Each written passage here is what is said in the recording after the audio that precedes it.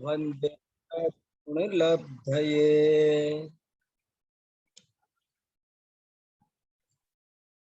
हम सब आचार्य समंत भद्र स्वामी के जीवन वृत्त, व्यक्तित्व और कर्तृत्व के संबंध में जानने की कोशिश कर रहे हैं और उसमें अभी तक हमने उनके जीवन वृत्त और व्यक्तित्व को तो पूरा पढ़ा और कृतित्व में उनकी कितनी कृतियां हैं और उनमें से कौन कौन आज उपलब्ध हैं और कौन कौन सी उपलब्ध नहीं है, ये सब मैंने आपको बताई। और जो कृतियां उपलब्ध हैं उनको पढ़ने के लिए मैंने ग्रुप पर एक आचार्य समंत भद्र ग्रंथावली शेयर की है। आप उसके माध्यम से आचार्य समंत भद्र के सभी ग्रंथों का अध्ययन कर सकते हैं। आचार्य समंत भद्र ग्रंथावली को देखकर शुरू में कुछ लोगों को ऐसा लगा कि ये पूरी संस्कृत में है, लेकिन उनको कुछ पन्ने आगे देखने पर पता चलेगा कि शुरू में तो केवल उनकी रचनाओं के मूल पाठ हैं, लेकिन थोड़े आगे बढ़ेंगे तो उन मूल पाठों का हिंदी अनुवाद भी वहां पर दिया हुआ है। तो वो बहुत बढ़िया ये समंत भद्र ग्रंथावली है और इसके आधार से आप बहुत अच्छे से आचार्य समंत भद्र की सभी उपलब्ध रचनाओं का अच्छे से स्वाध्याय कर सकते हैं। प्रश्न कई आ रहे हैं और उन प्रश्नों का हम आजकल ग्रुप पर आ रहे हैं तो ग्रुप पर भी उनका उत्तर दे रहे हैं। कुछ प्रश्न मेरे पास पर्सनल भी आ रहे हैं, उनका भी उत्तर दे रहे हैं। एक प्रश्न ये 2-3 लोगों ने पूछा है जो कल उठा था कि निर्ग्रंथ दिगंबर वीतरागी मुनिराज वाद विवाद कैसे कर सकते हैं। ये प्रश्न 2-3 लोगों ने पूछा है, इसलिए मैं आप सबको शांति से समझने का निवेदन करना चाहता हूँ। ये इम्पोर्टेंट सवाल है और आपको हमको बहुत ध्यान से समझना है। वाद किसे कहते हैं ये हम आज भूल गए हैं, इसलिए हमको ये बात समझने में परेशानी हो रही है। एक स्वस्थ चर्चा को वाद कहते हैं, एक वैज्ञानिक चर्चा को, एक प्रामाणिक चर्चा को, देखो मैं 3 शब्द लगा रहा हूं, बहुत इंपॉर्टेंट बात आपके सामने रख रहा हूं। एक स्वस्थ, प्रामाणिक और वैज्ञानिक चर्चा को वाद कहते हैं। ज्यादातर धर्म के नाम पर लोग अपनी थोपते रहे हैं, प्रश्न पूछने को बुरा मानते रहे हैं, लेकिन ये वाद कहता है कि प्रश्न पूछने वाला और प्रश्न बताने वाला दोनों बराबर हैं, डरने की जरूरत नहीं है। आप उससे प्रश्न प्रति प्रश्न बार बार कर सकते हैं, पूछ सकते हैं, प्रमाण मांग सकते हैं कि इसका क्या प्रमाण है।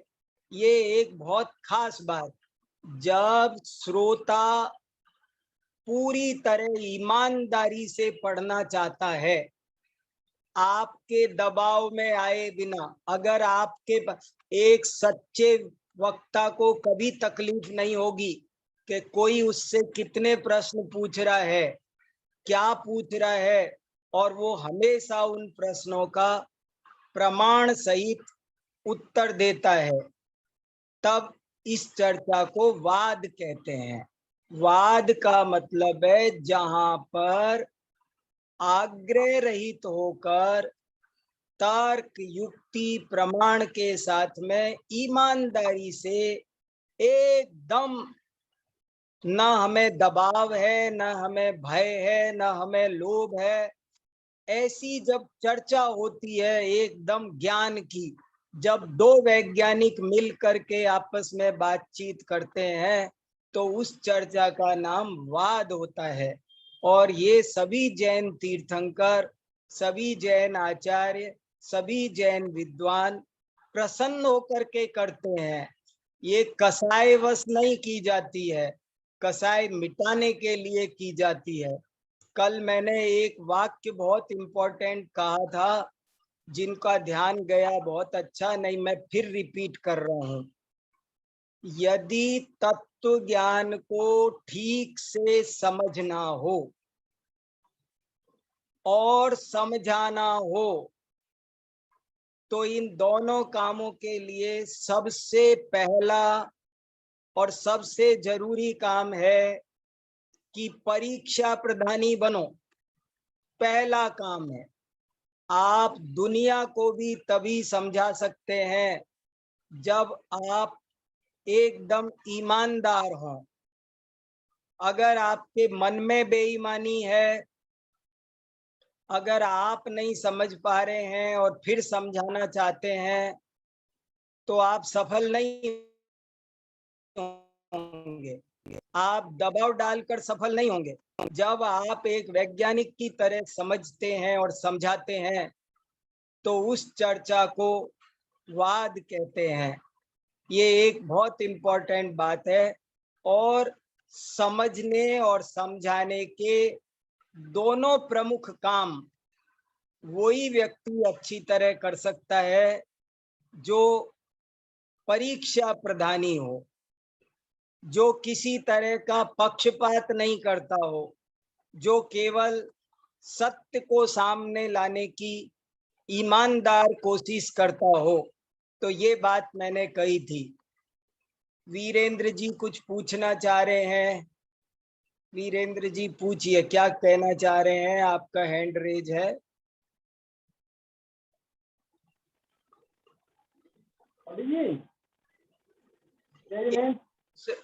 आया? हाँ वीरेंद्र जी बोलिए। ये हम आपके जैन विद्या का वो पढ़ रहे थे आर्टिकल, जैन विद्या। हाँ, एक तिब्बा टीका जो है शब्द आया है, इसका क्या मतलब है? आवाज नहीं आई आपकी। तिब्बा टीका। आप लोग ग्रुप पर भी प्रश्न पूछ सकते हैं। हम लोग आजकल कक्षा जितना ही नहीं पढ़ रहे हैं, हम बहुत पढ़ रहे हैं। हम ग्रुप में भी आपका टाइम ले रहे हैं, बहुत मैटर उसमें भी डाल रहे हैं। मैं भी पढ़ रहा हूँ और आपको भी उसी में लगाए रखा है मैंने। तो आप ग्रुप पर भी अपनी बातें कह सकते हैं। हमने इसीलिए खुला छोड़ा है अभी अपने को। बहुत आनंद से, ईमानदारी से। समंत भद्र को पढ़ते समय भी यदि हम डरेंगे तो किसके सामने बात करेंगे? हमारा सोना 24 कैरेट का है, हमारा हीरा एकदम खरा है। हमें कसौटी से, परीक्षा से घबराना नहीं है। बहुत ईमानदार बात करिए। बोलिए आकाश जी। मेरा प्रश्न यह था भाई साहब कि जैसे कोई अन्य मत का है और वो आचार्य के साथ वाद विवाद कर रहा है और वो पराजित हो जाए और वो कदाचित उसके परिणाम अगर बिगड़ जाए, द्वेष रूप परिणाम हो जाए, तो उसमें विवाद का निमित्त कहा जाएगा या नहीं? आप हमारे आचार्य समंत भद्र को इतना कमजोर मत समझो। वे इतने अज्ञानी नहीं थे। पहले से समझ जाते थे कौन पात्र है, कौन अपात्र है, किससे बात करनी, किससे नहीं बात करनी। हमारे मुनिराज बहुत अच्छे से जानते हैं कि उसमें विशुद्धि लब्धि है या नहीं है। तभी चर्चा होती है किससे बात करना, कैसे बात करना। इसीलिए तो मैं 2-3 दिन से कह रहा हूं, वे अकेले वादी नहीं थे। वे वाग्मी थे, जिसकी वाणी निष्फल न हो, जिसकी वाणी सफल हो, सार्थक हो। अरे पूरे तमिलनाडु में, कर्नाटक में पूरा का पूरा जैन दर्शन का साम्राज्य किसी ने स्थापित किया था, तो उस सिंह गर्जना करने वाले व्यक्ति का नाम है आचार्य समंत भद्र। सिंह जैसी गर्जना होती थी समंत भद्र की। जहां जाते थे वहां एक साथ हजारों लाखों लोग स्यादवाद शासन के उपासक बन जाते थे। कैसे दिन होंगे, कैसी उनकी महिमा होगी, क्या उनके पास एक जादू जैसा असर होगा। तो इसलिए आप ऐसा मत समझो कि कहीं भी कुछ भी हो जाता होगा, ऐसे नहीं होता था। वे बात करने की कला जानते थे। मैं आपको, वे मनोविज्ञान जानते थे, वे वक्तृत्व शास्त्र जानते थे, वे चेहरा देखकर जान जाते थे कौन कहाँ खड़ा हुआ है, किससे कब बात करनी। मेरे पास में समय नहीं, आपको कुछ उदाहरण बता देता उन्होंने कब कब किस किस से कैसे कैसे बात की। बड़ी कला चाहिए होती है। हमारे शास्त्रों में कई दृष्टांत आते हैं ऐसे, बहुत युक्ति से। मुनिराज, जिनके वचन मुख चंद्र तैं अमृत झरे, जिनके सामने बड़े से बड़े पापी, हिंसक, लुटेरे, डाकू, पल भर में जिनका हृदय परिवर्तन हो जाता है, ऐसे थे आचार्य समंत भद्र, जिनके सामने अहिंसा प्रतिष्ठायाम तत्सन्निधौ वैरत त्याग, जिनके पास, जिनके निकट सिंहादि पशु भी भूल जाते क्रूरता, शेर भी जिनके सामने अपनी क्रूरता भूल जाए। अरे भैया, आत्मा सबकी बराबर है। और वे जानते थे। देखो, आपको एक जुगल किशोर मुक्त्यार जी ने एक पैराग्राफ लिखा है इस लेख में। आपने, पता नहीं मुझे कितनों ने ये लेख पढ़ा होगा, मैंने तो 5-6 बार पढ़ लिया। इतना प्रिय लेख है मेरा। लेकिन आपको उसमें से एक पैराग्राफ पढ़ के सुनाता हूं, ताकि आपको आचार्य समंत भद्र का अंतरंग हृदय आपको दिखाई देगा। देखो क्या कहते हैं, देखो। आचार्य समंत भद्र की सारी सफलता का रहस्य, आचार्य समंत भद्र की सारी सफलता का रहस्य उनके अंतःकरण की पवित्रता, चारित्र की निर्मलता और उनकी वाणी की स्यादवादमयता के महत्व में सन्निहित है। अथवा यों कहिए कि यह सब अंतःकरण की पवित्रता तथा चरित्र की शुद्धता को लिए हुए उनके वचनों का ही महात्म्य है कि वे दूसरों पर अपना सिक्का जमा सके। समंत भद्र की सारी वचन प्रवृत्ति दूसरों की हित कामना को ही साथ में लिए हुए होती थी। उसमें उनके लौकिक स्वार्थ की अथवा अपने अहंकार को पुष्ट करने की अथवा दूसरे को नीचा दिखाने की कुत्सित भावना की गंध भी नहीं होती थी। हम जब दूसरे से बात करते हैं तो या तो उसे नीचा दिखाना हमारा मकसद होता है, या अपने को ऊंचा दिखाना अपना मकसद होता है। लेकिन समंत भद्र का ध्येय ऐसा नहीं था। देखो, सुनो, गजब की बात है। वे स्वयं सन्मार्ग पर आरूढ़ थे और चाहते थे कि दूसरे लोग भी इस सत्य मार्ग को पहचाने और चलना प्रारंभ करें। उन्हें दूसरों को कुमार्ग पर फंसा हुआ देखकर बड़ा ही खेद और कष्ट होता था। उनका हृदय रोता था। आप सोच सकते हैं, समंत भद्राचार्य का हृदय रोता था दूसरों को कुमार्ग पर देख करके। और उनका प्रयत्न सदा इस तरफ चलता था कि कैसे इनको इस एकांत मार्ग में से बाहर निकाल लूं। वे अपनी शक्ति भर प्रयत्न किया करते थे। ऐसा मालूम होता है कि अपने आत्म कल्याण के बाद इन दूसरों का कल्याण करना ही उनका एकमात्र जीवन का प्रधान कार्य था और वे इसे बड़ी योग्यता के साथ उसका संपादन करते थे। उनकी वाणी सदा क्रोध से शून्य रहती थी। वे कभी किसी को अपशब्द नहीं कहते थे, न दूसरों के अपशब्द सुन करके उनकी शांति भंग नहीं होती थी। कोई कितना, वे ऐसे गंगा जल थे कि तपता हुआ लोहा भी आए तो ठंडा हो जाता था। देखो भाई, उनकी आंखों में कभी सुर्खी नहीं आती थी। वे सदा हंसमुख थे, वे प्रसन्न थे। बुरी भावना से प्रेरित होकर दूसरे के व्यक्तित्व पर कटाक्ष करना उनको नहीं आता था। मधुर भाषण करना ही उनकी प्रवृत्ति थी। प्रेम वात्सल्य से सब वशीभूत होते हैं और यही कारण है कि जो लोग कठोर भाषण करते थे वे भी उनके सामने आकर मृदुभाषी बन जाते थे। अपशब्द बोलने वाले मदांधों को भी उनके आगे सहज ही बोल बंद हो जाता था और उनके वज्रपात और वज्रांकुश की उपमा को लिए हुए वचन भी लोगों को अप्रिय नहीं मालूम होते थे। समंत भद्राचार्य के बारे में मैं कहूं तो संस्कृत में एक कहावत है, वज्रादपि कठोराणी मृदूनी कुसुमादपि। जो बाहर से देखो तो वज्र से भी ज्यादा कठोर थे और अंदर से देखो तो एक फूल से भी ज्यादा कोमल थे।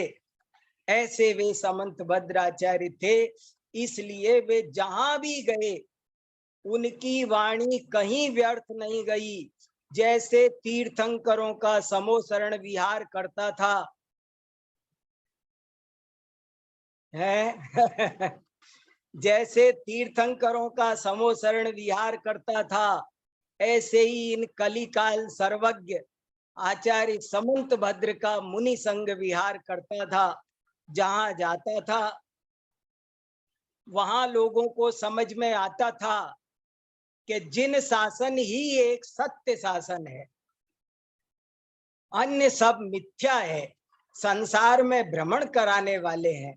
ये बात लोगों को समझ में आती थी और लोग जिन शासन को अपनाते थे। इसलिए बहुत अपने हृदय को पवित्र बनाओ। मैं आप सबको थोड़ा हृदय से कहना चाहता हूं, अपने हृदय को पवित्र बनाओ, अपनी वाणी को स्यादवाद सहित बनाओ और ये जैन शासन क्या मिला है, परीक्षा प्रधानी बनो। दुनिया में कोई भी ऐसा आदमी नहीं है जो न बदल सके। सब बदलते हैं, बदलने वाला चाहिए। कहते हैं ना, कौन कहता है काम नहीं होता, काम करने वाला चाहिए। हाँ बोलो डोली बहन जी, देखो कितना मन लगा के सुन रही हो आप। हाँ सुनाओ। कुछ लोग तो बहुत मन लगा के ऐसे सुन रहे हैं कि मेरे को खूब उत्साह आता है और सुनाऊं, और सबके चेहरे देख देख कर मेरा मन करता है और सुनाऊं। बोलो बोलो बहना।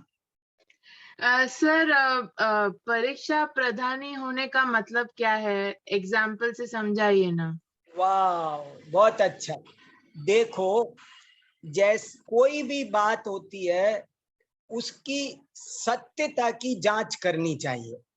जैसे समझ लो मेरे बेटे के पास तो है पीतल, और समझ लो मेरे दोस्त के पास में है सोना, और दोनों लेकर आए और मेरे से पूछा, मैं सोने का व्यापारी हूं, और मेरे से पूछा कि बताओ किसका सोना है और किसका पीतल।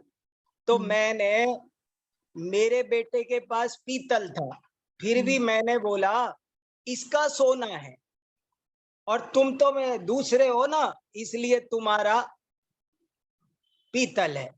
जब हम पक्षपात करते हैं, कोई भी चीज में हम पक्षपात करते हैं। मान लो मैं टीचर हूं और एग्जाम में 10 बच्चों ने परीक्षा दी और मेरे बच्चे ने भी परीक्षा दी।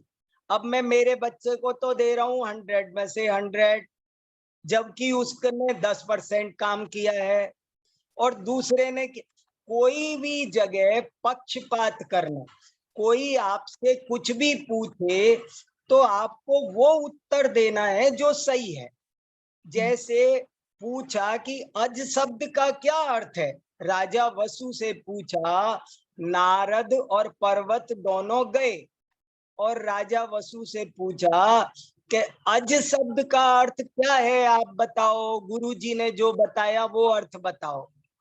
तो राजा ने पक्षपात किया, अज शब्द का अर्थ उसको चावल बताना चाहिए था, वो नहीं बताया और उसने कहा अज शब्द का अर्थ बकरी होती है। तो ये पक्षपात है। आपसे कोई भी, जब आप किसी भी तरह का गलत निर्णय किसी भाषा से, लिंग से, जाति से बंध कर बोलते हो तो वो सब पक्षपात है।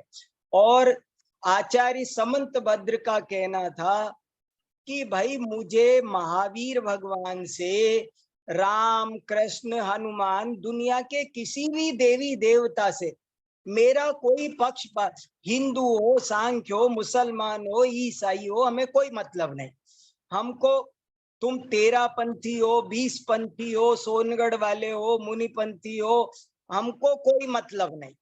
हमको तो जो बात सही है सो सही है। कल कहा ने, सही बात सही है चाहे दुश्मन बोले, और गलत बात गलत है चाहे हमारे पिताजी बोले। ये इसका नाम है परीक्षा।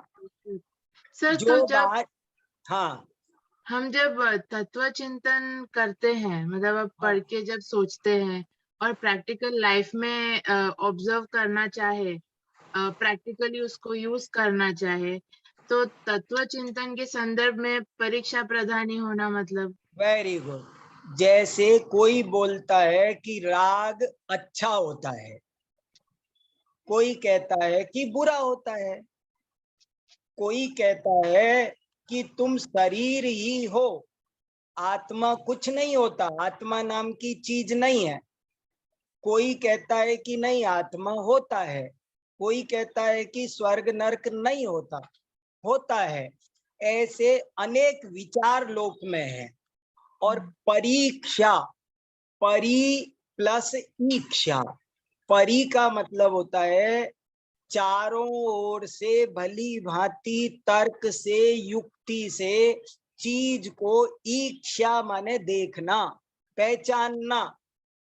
आपसे कोई कुछ कहे, कोई पूछे अभी कितने बजे हैं, और कोई कहे मैं कह रहा हूं मान लो तुम 10 बज गए, तो आप क्या कहोगे? भैया देखो घड़ी लगी हुई है मेरे सामने। हम हर चीज को अपने ऊपर लें, किसी के कहने से नहीं। राग में दुख है, अगर आप इसलिए कहोगे कि कुंद कुंदाचार्य ने लिखा है तो आपकी जीत नहीं है। आपको खुद परीक्षा करो, खुद देखो। समंत भद्राचार्य की सबसे बड़ी देन ये है कि उन्होंने हमारी जिम्मेदारी हमारे हाथ में दे दी कि तुम चाहे तीर्थंकर के बेटे होगे, लेकिन यदि स्वयं निर्णय नहीं करोगे तो तुम संसार से पार नहीं होगे, कोई भी हो। ये मतलब है इसका। ठीक है, thank you sir. Very good. अच्छा, अब हम आगे बढ़ते हैं। कल मैंने आपको, और वही बात परीक्षा की हमारी चल रही है कि आचार्य समंत भद्र की सबसे बड़ी विशेषता है, आचार्य समंत भद्र ने अपनी सारी कृतियों में क्या कहा है, यदि कोई 2 लाइन में पूछे तो उसका उत्तर है कि उन्होंने कहा है परीक्षा प्रधानी बनो। वे भगवान से भी बात करते हैं। भगवान देखो, जो सही आदमी होगा ना वो कभी बुरा नहीं मानेगा। जो प्रामाणिक व्यापार करता है, अच्छा माल बेचता है, डुप्लीकेट नहीं बेचता है, महंगा नहीं बेचता है, वो कभी भी आपसे इस तरह की बातें, गुस्से की बातें नहीं करे। एक बार ले जाओ, बाद में बदलेंगे नहीं, ये नहीं होगा, सब जगह ये ऐसी बात। वो बहुत शांति से आपसे बात करेगा, आपकी बात की गारंटी लेगा, वो गारंटी देगा, और बाकी लोग गारंटी नहीं देते हैं। समंत भद्राचार्य भी ईमानदारी से तत्व की परीक्षा कर रहे हैं। तो अंकित भैया वो एक स्क्रीन शेयर कर दो आत्मीमांसा की। कल मैंने आपको ये बताया था कि भगवान क्यों महान नहीं है, और अब आज मैं आपको ये बताऊंगा कि वे फिर क्यों महान है। देखो उन्होंने क्या निकाला। ये एक आत्मीमांसा बहुत जरूरी ग्रंथ है, पढ़ने लायक। दो लोग कुछ पूछना चाह रहे हैं, कुछ पूछना चाह रहे हो तो बोलो, क्या कहना चाह रहे हैं, बोल सकते हैं बीच में, बोलिए। कौन कुछ पूछना चाह रहे हैं, बोलिए। जय जिनेन्द्र पंडित जी। जय जिनेन्द्र, बोलिए। अभी आपने परीक्षा का संधि विग्रह करके बोला, हाँ तो वो ठीक से समझी नहीं मैं। आपने हाँ, तो बताया बहुत कुछ, मगर मैं ठीक से नहीं समझी। परी देखो, प्लस इच्छा, हाँ तो उसका अर्थ ठीक से समझना चाहती मैंने हूँ। ये बताया कि हाँ परीक्षा शब्द कैसे बना है। हाँ हाँ, बराबर। परी, हाँ पे प्लस आ छोटा री, हाँ, परी। परी का मतलब होता है परिसमन्ता, चारों ओर चारों से, ओर से। भली भांति।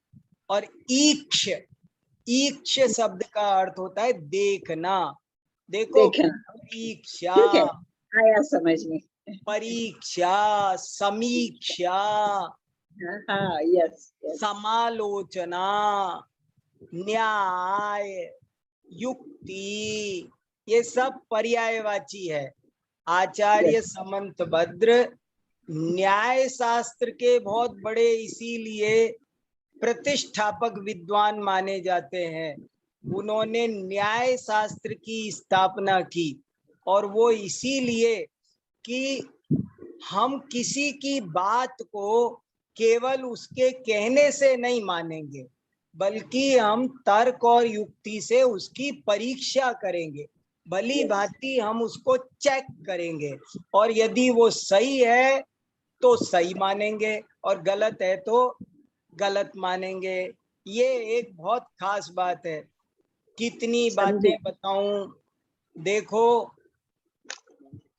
84 लाख योनियों में जैसे मनुष्य जन्म दुर्लभ है, ऐसे ही आचार्य समंत भद्र के वचन कानों में पढ़ना बहुत दुर्लभ है।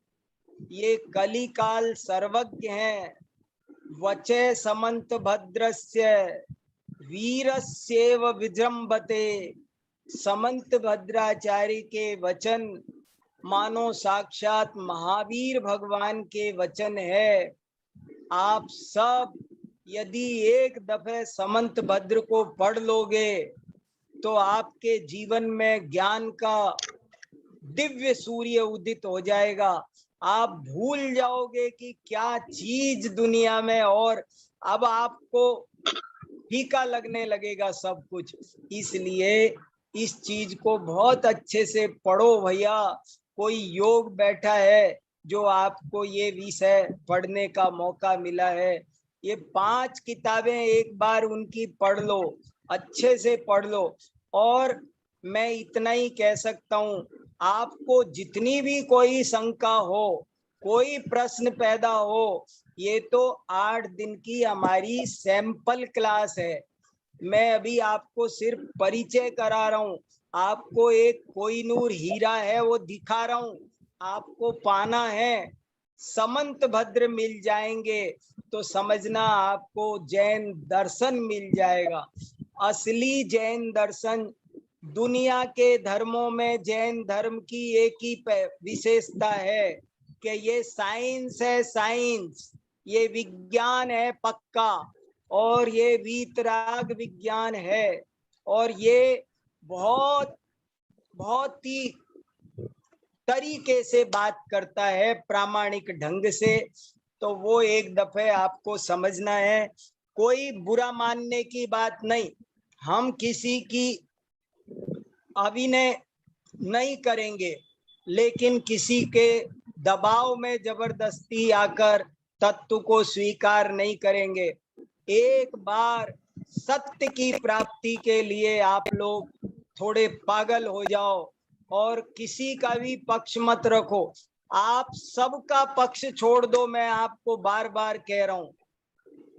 अगर सही बात पानी है, सम्यक दर्शन करना है, तो आप किसी का भी पक्ष मत रखो, आप सबके पक्ष छोड़ दो, तभी आपको सही बात मिले। देखो, आग गरम है तो गरम है, आग हिंदू है या मुसलमान, सूर्य, चंद्र, तारे, गंगा, अरे जैन धर्म ने धर्म की परिभाषा दी है, वस्तु साओ धम्मो, वस्तु का स्वभाव धर्म है।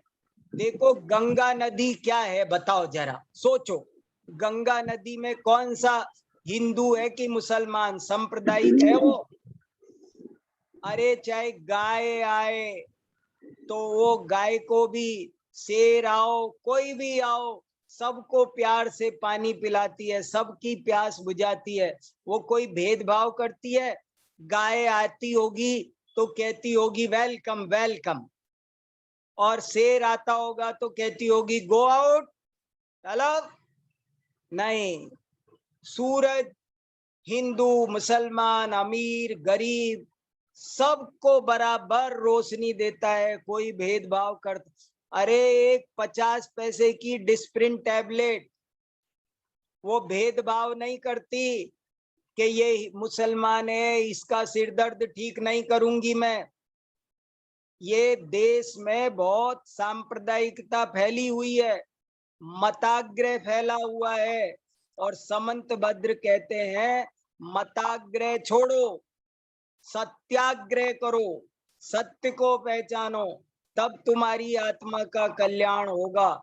मैं तो बहुत ज्यादा प्रभावित हूँ आचार्य समंत भद्र स्वामी से, और इसीलिए आपको ये एहसास करा रहा हूं कि आप एक बार जीवन में परीक्षा प्रदानी बन जाओ तो सम्यक की प्राप्ति हो, जीवन सफल हो।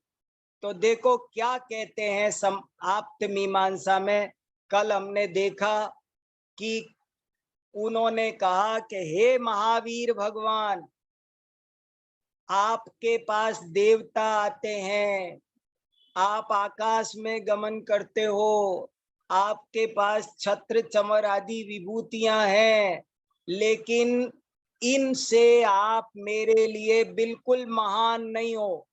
देवागम नभो याना चामरादि विभूतया माया विश्वपि दृश्यन्ते नातस्त्वमसि नो महान। आपके पास देवता आते हैं, आप आकाश में गमन करते हो, क्या तर्क दिया? अरे आकाश में गमन करने से बड़े हो तो कौआ भी उड़ता है आकाश में, क्या होता है आकाश में चलने से? ये सब कोई जादूगरवी करके दिखा देता है। ना तस्त्वमसि नो महान, नो माने मेरे लिए, महान ना नहीं हो, आप इन कारणों से मेरे लिए महान नहीं हो। और आपका शरीर, नख नहीं बढ़ते, केस नहीं, विग्रह माने शरीर, आपका जो शरीर है वो भी दिव्य जरूर है, नख नहीं बढ़ते, केस नहीं बढ़ते, और भी नाना प्रकार की बातें हैं, लेकिन ये भी कोई बड़ी बात नहीं है, ये शरीर के धर्म है। और ये तो क्या, स्वर्ग के देवताओं में भी ऐसी कुछ क्वालिटी पाई जाती है। अगर इन वजह से पूज्य हो तो स्वर्ग के देवता भी पूज्य हो जाए, इसलिए आप इन कारणों से पूज्य नहीं हो। तो फिर क्यों पूज्य हो, वो बात छठी कारिका में आप इस स्क्रीन को थोड़ा ऊपर करके अपने थोड़ा जूम कर सकते हो, बड़ा करके देख सकते हो। फिर महान क्यों हो आप, तो वो उन्होंने छठी कारिका में बताया है। 5 कारिकाओं तक तो चर्चा ही होती रही है, लेकिन छठी कारिका में आकर बताया कि वास्तव में आप क्यों महान हो। तो देखो क्या कहा, सत्वमेवासि निर्दोषो युक्ति शास्त्र विरोधी वाक् अविरोधो यदिष्टम ते प्रसिद्धेन न बाध्यते।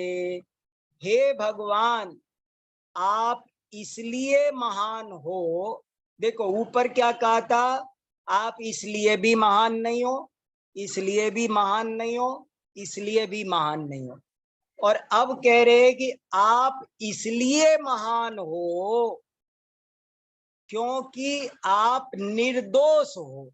देखो ये निर्दोष शब्द जरा अच्छे से समझना। निर्दोष शब्द का मीनिंग क्या होता है ये बहुत लोग नहीं जानते हैं।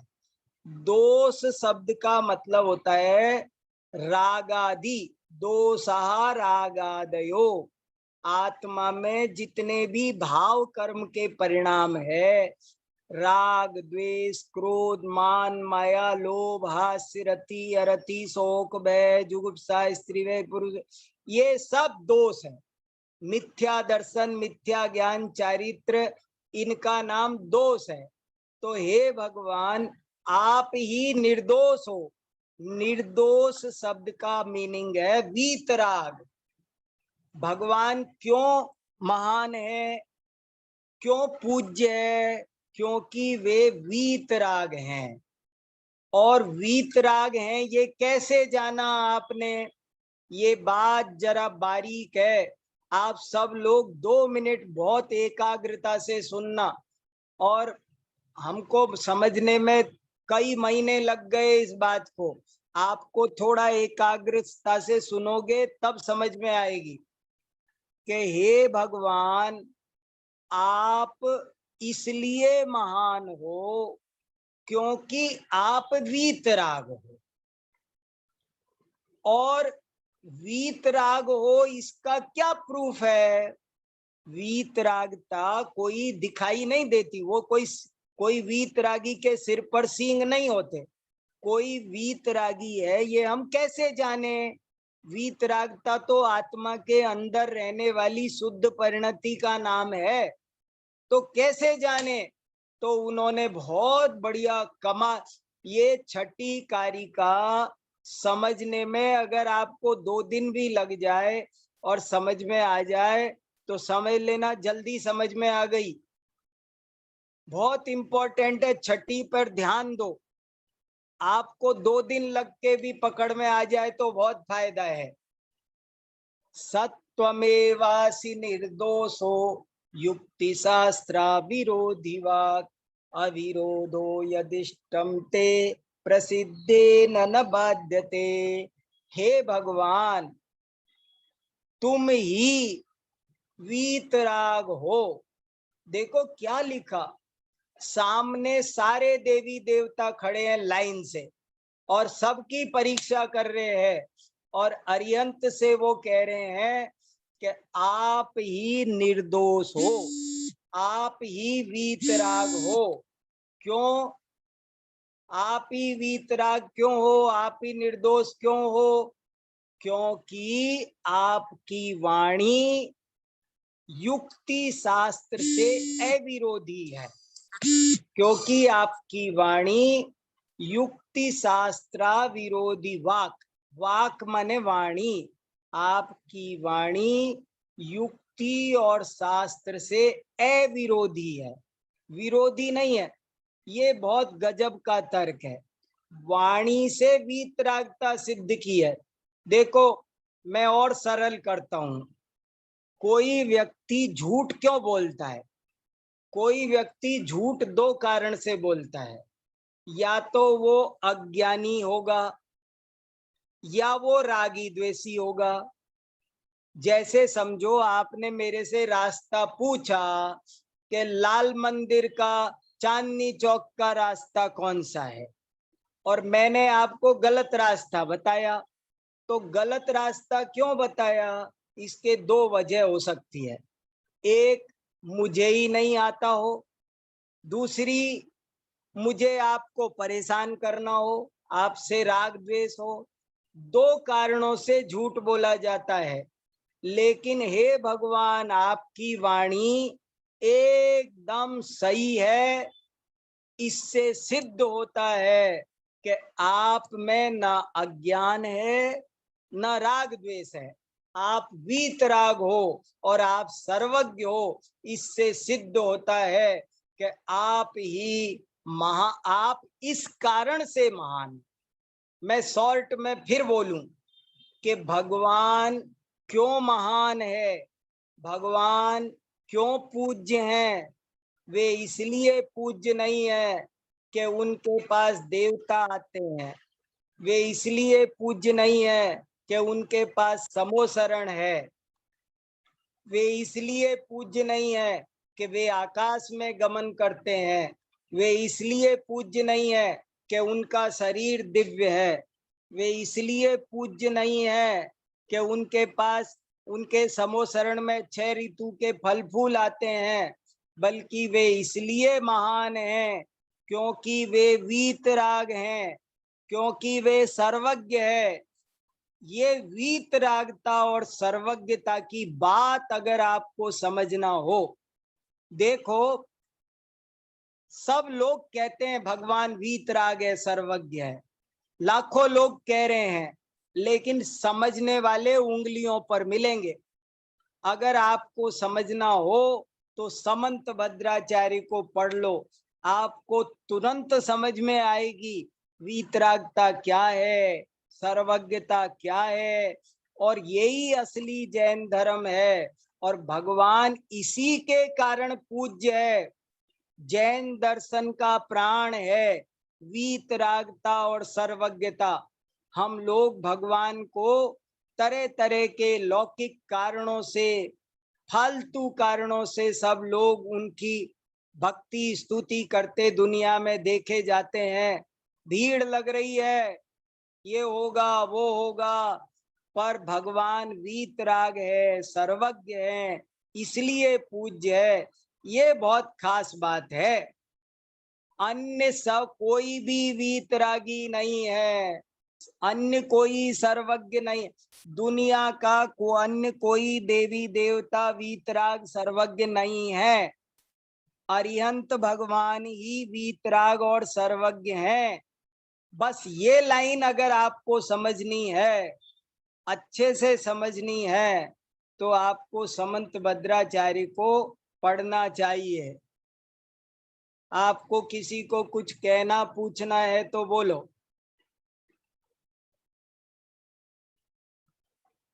बहुत जरूरी बात है।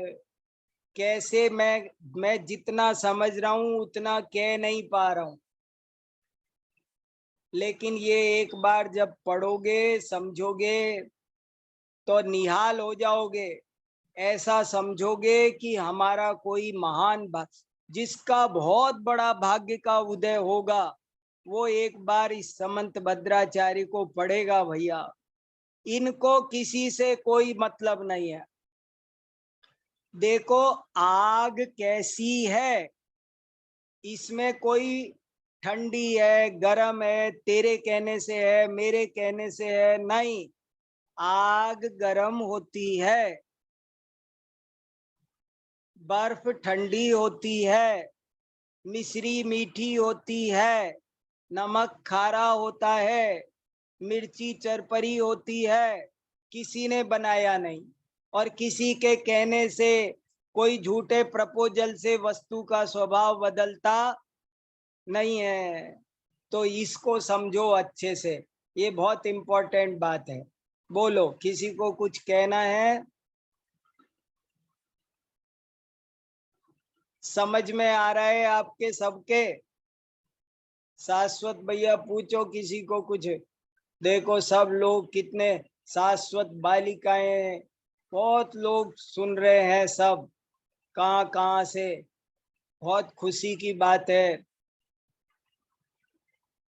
समंत भद्राचार्य तीर्थंकर बनने वाले, तीर्थंकर तुल्य काम किया। यशस्वी जैन, बोलो यशस्वी बेटा। जय जिनेन्द्र पंडित जी। जय जिनेन्द्र, बोलो। पंडित जी ये व्हाट्सएप ग्रुप में ऐड कैसे होंगे? व्हाट्सएप ग्रुप में कैसे ऐड हो बताओ शाश्वत। आपने बताया भाई साहब लिंक डाल दे रहा हूँ चैट में लिंक डाल दे रहा हूँ। आपको चैट पर लिंक डाली जा रही है, उससे जुड़ जाओ। हमको कह दो, अपने किसी भी साथी को कह दो, जुड़ जाओ। हाँ बड़ा काम करना है, ये छोटा सा काम करना तो सीख जाओ। जरूर। वेरी गुड, शाबाश। और खूब पढ़ो, देखो थोड़ा थोड़ा पढ़ते जाओ। और कोई भी बात समझ में नहीं आ रही हो तो आप पूछो, पढ़ो, लिखो, परीक्षा प्रदानी बनो। जैन धर्म अंधश्रद्धा नहीं बताता, अंधश्रद्धालु बनो ऐसा नहीं कहता है। वो तो कहता है आप सब बात को स्वयं समझकर परीक्षा करके स्वीकार करो। ठीक है, चलो हमारा आज का समय हो गया, कल मिलेंगे अब। तब तक के लिए सबको जय जिनेन्द्र।